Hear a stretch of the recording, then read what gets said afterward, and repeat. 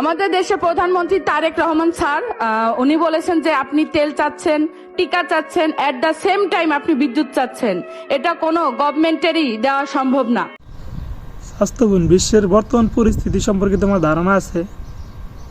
একই সাথে পেয়েছে বিগত অন্তর্বর্তীকালীন সরকারের আগ পর্যন্ত।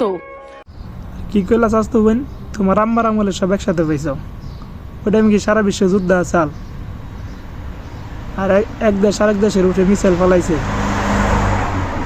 তেল আনার যে রোডটা, ওই রোডটা কি বন্ধ আসাল? তেল যদি না আহে দেশের মানুষ পাইব কি থেকে? টেকা থাকলে কি তেল কিনা সম্ভব বর্তমান অবস্থায়? আর কইলা কারেন্টের কথা। তোমার আম্মা কারেন্টের যে অবস্থা করে থেকে গেছে, তেল ছাড়া তো বাংলাদেশে কারেন্ট উৎপাদন হয় না। জেনারেটরে তেল ঢালবো, কারেন্ট উৎপাদন হইব। জেনারেটর চলবো, কারেন্ট উৎপাদন হইব। তেলই নাই, কারেন্ট কই থেকে পাইবা? তোমার আম্মা কি ইন্ডিয়া থেকে এনে দিয়ে যাইব তোমার আব্বার কাছ থেকে? তোমার আব্বাই তো তেল আনা হারে না, তোমার আম্মা দিব কই থেকে? কথা যাও কইও, বুঝা হই না কইও।